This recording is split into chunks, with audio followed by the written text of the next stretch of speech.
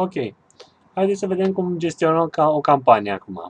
Facem click aici și aici avem mai multe opțiuni. Dacă avem o campanie și vrem să facem una identică, mă duc aici și dau replicate. Și o să fac o campanie exact cum e campania trecută și mi-e mult mai ușor. După ce am dat pe click pe replicate, mă întreabă cu ce nume să-i dea și arată ca aici. O să arate ceva în genul ăsta cu copy 01 și aici pot să-i dau editare și să editez campania. Haideți să facem întâi, hai să facem o campanie de la început.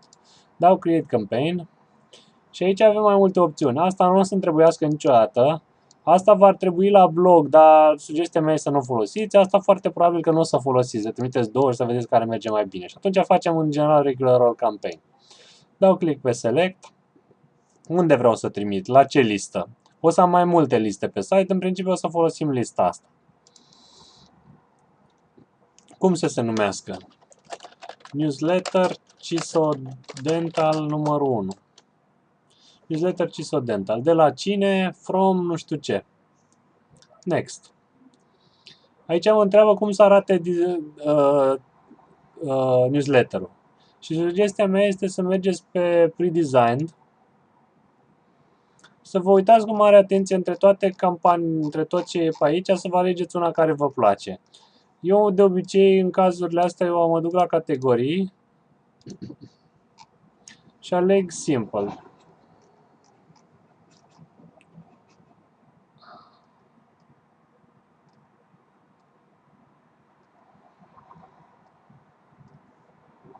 Era una mai simplă, dar nu știu unde e.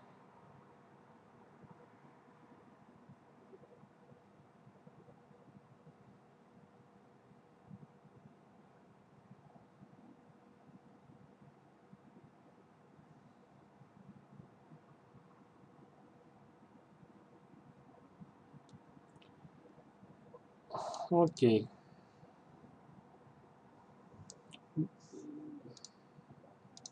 Aleg newsletter. Ok, hai să alegem una care arată newsletter. Și pot să văd, mă uit câte coloane are, în principiu la asta mă uit câte coloane are. Și dacă îmi plac culorile, pentru că pot să schimb niște lucruri, dar nu pot să-l fac griul ăsta.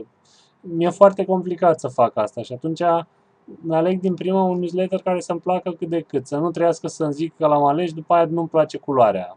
Alegeți-vă unul care vă plac culorile încă de la început. Să zicem că l-aleg pe ăsta. Da? Arată destul de drăguț. Bun, ce pot să fac aici? Dacă mă duc pe o casetă, oricare dintre ele, vedeți că va apare un buton din ăsta de editare. Și dacă fac click, mă lasă să editez. Da? Bun. Și atunci mă apuc. Vedeți că aici e un text, view it in your browser, și e clicabil. Dacă eu mă apuc să scriu aici, nu mai e clicabil. Dacă eu mă apuc să scriu aici, nu mai e clicabil. Cel mai simplu este să duc cursorul după prima literă și să scriu aici, vezi în browser. Sau și mai bine, afișează în browser. Să fiu după prima literă, o șterg după la sfârșit și acum șterg așa. Și mai simplu de atâta este să intru în modul HTML, vedeți butonul ăsta, source. Și șterg prima linie și trebuie să pun textul între semnul ăsta și semnul ăsta. Deci textul meu e între ele. Și scriu aici. E ok, afișează în browser. Deci aici, în zona asta, da? Și acum îi dați să save now. Textul ăsta eu n-am nevoie de el. Pot să selectez și să-l șterg. Și să dau save now și a dispărut. Aici pun un logo și el îmi zice că logo-ul trebuie să fie 600 de pixeli. E bine să redimensionați imaginea înainte să urcați pe site, pentru că imaginea va fi foarte mare. Dacă eu pot să urc și imagini mai mari, dar o să fie foarte mari și ocupă e-mail-ul foarte mult spațiu, dacă e imaginea mare. Și atunci redimensionați. El vă zice aici cât de lată să fie și poate să fie aibă orice înălțime. Și dau remove la poza asta și hai să intru pe site-ul CISO Dental și să iau logo-ul ăsta.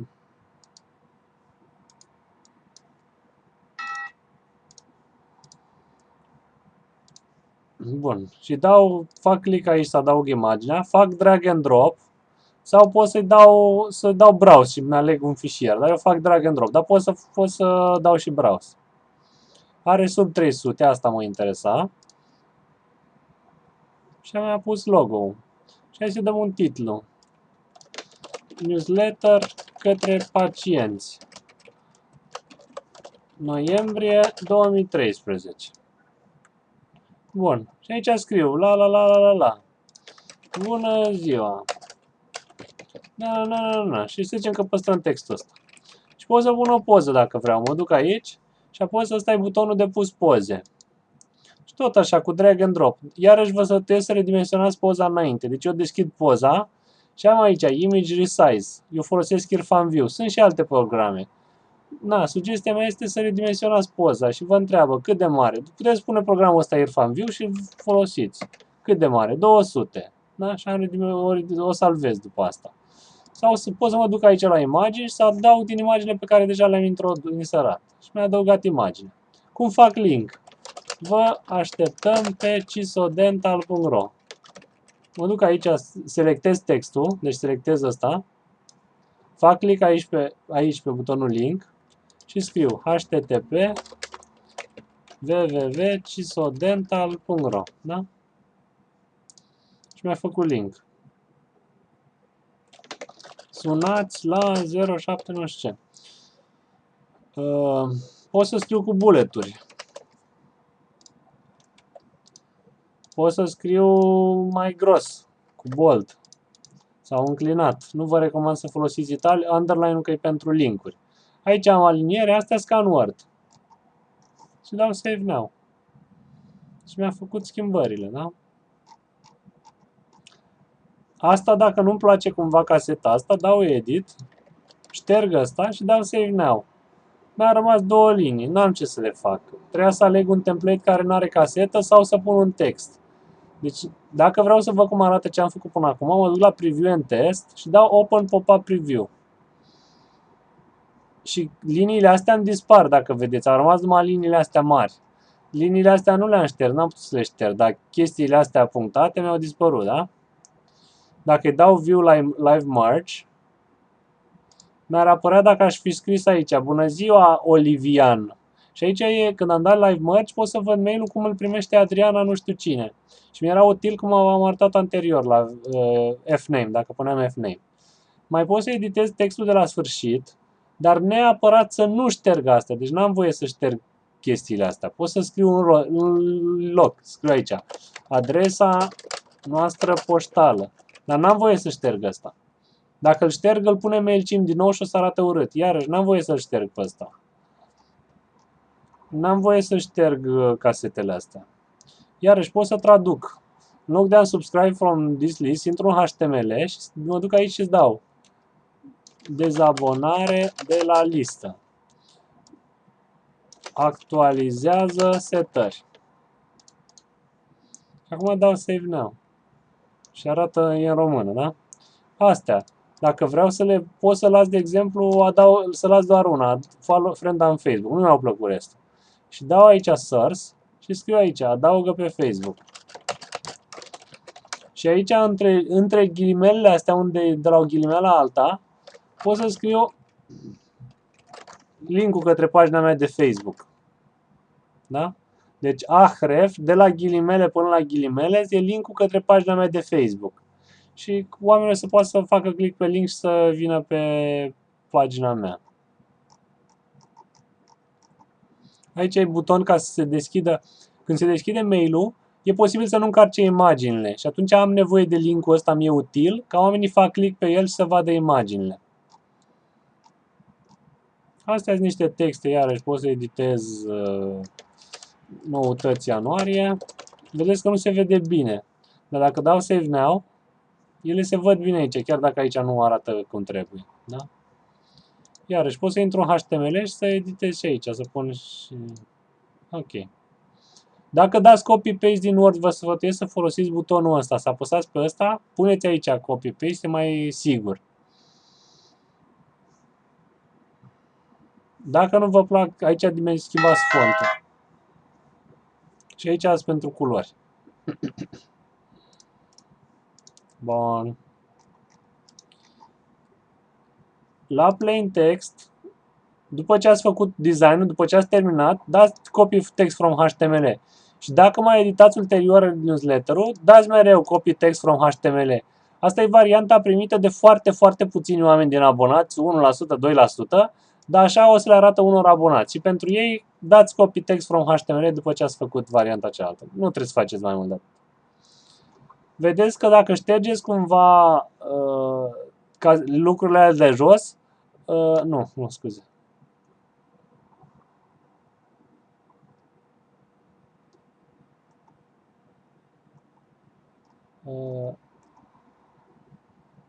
Cred că ăsta, Monkey. Ideea e dacă ștergeți aici o să vă apară o casetă cu galben, dacă faceți greșeala să ștergeți, da?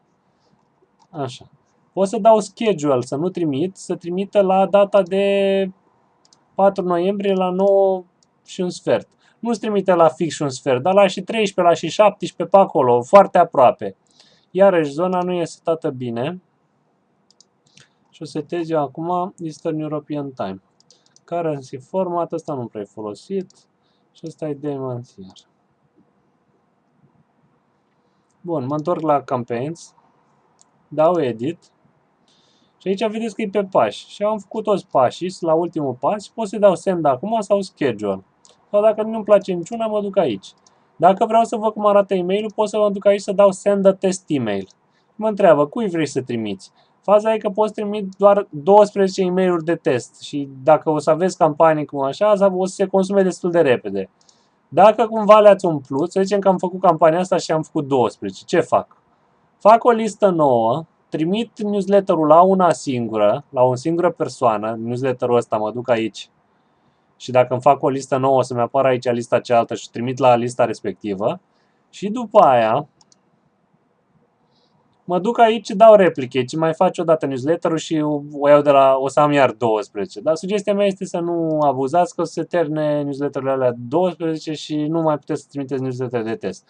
Deci înainte de toate mă duc aici și mă duc la design și îmi dau un send test email să fac o probă. Dacă vreodată vreau să schimb template-ul, să zicem că ăsta m-am săturat, nu mai place template-ul. Dau change template. Ești sigur, da? Ești sigur, da?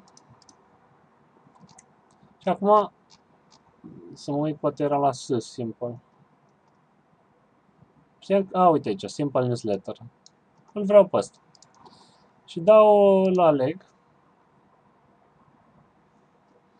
Și e o chestie foarte mișto. Pot să dau content și să aleg ăsta, dacă deja am scris. Pac. Ăsta, da? Dau content. Pac. Deja l-am scris. Și mi-l ia pe lucrurile pe care deja le-am pus. Image. Acum trebuie să pun imaginea din nou. Și acum îmi zice 190 de pixeli. Fiecare newsletter cu treburile lui. Ăsta. Ăla nu e, n-am pus text acolo. Dar aici o să-i dau ăsta. Și mi-e mai ușor ca să nu mai scriu încă o dată textul. Cam asta vreau să spun.